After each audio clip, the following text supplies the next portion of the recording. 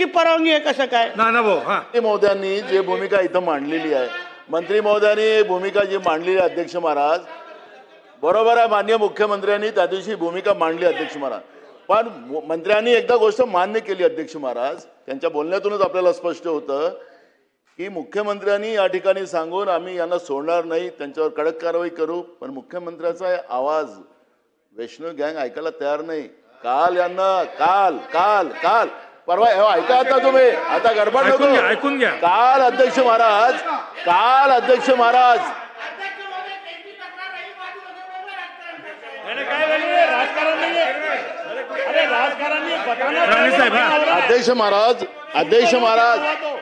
महाराज तक्रार करायची आमदार महोदयांना, त्यांची सुरक्षेची जबाबदारी आहे ना सरकारची. अध्यक्ष महोदय उगाच टार्गेट करण्याचं काम चालू अध्यक्ष महोदय.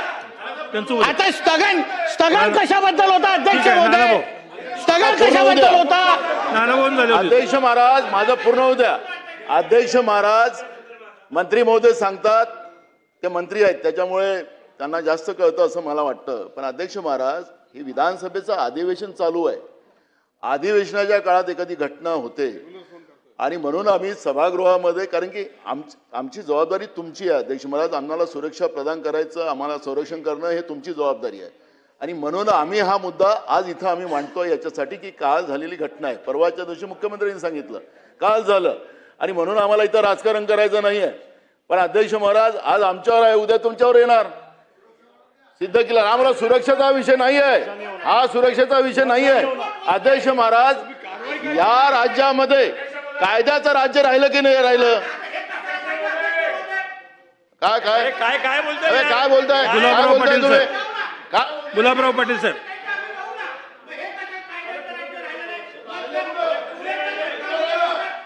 ठीक आहे. कसं फास्ट ट्रॅक केस चालवली बघ, मग त्याच्याबद्दल कौतुक केलं ना.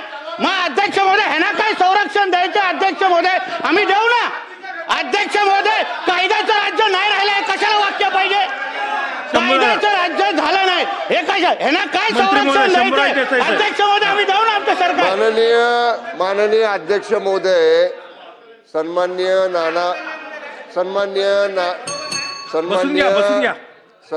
नाना भाऊनी जो प्रश्न या ठिकाणी, आता ऐका ना, अरे ऐका आता वडट्टीवार साहेब,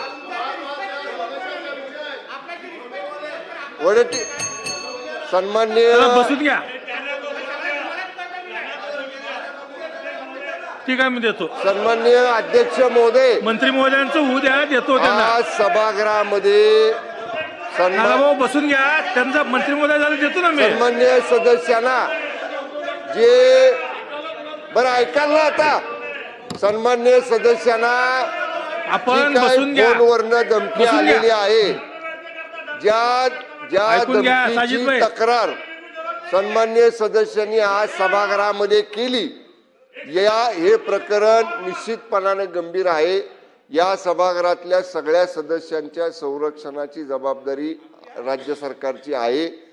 ज्या नंबरवरनं फोन आला असेल किंवा ज्या नंबरवर फोन आला असेल याची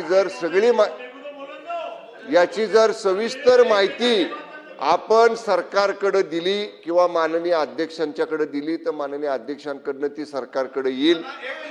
जरा एक मिनिट ऐका ना, ती माननीय अध्यक्ष महोदयांकडनं सरकारकडे येईल. त्या सगळ्या कॉल इंटरनॅशनल होता का, नॅशनल होता का, आणि कुठून कुठून डायव्हर्ट होऊन आला का, ह्या सगळ्या गोष्टीची सरकार चौकशी करेल. आणि संरक्षण सन्मान्य सदस्यांच्या संदर्भातला निश्चित आयुक्तांना सूचना दिल्या जातील की या तक्रारीच्या अनुषंगानं संरक्षणाचा आढावा माननीय सदस्यांच्या घ्यावा, आणि संरक्षण वाढवण्याची जर आयुक्तांना आवश्यकता भासली तर आयुक्तांच्या स्तरावर तो निर्णय सुद्धा घेतला जाईल. चला एक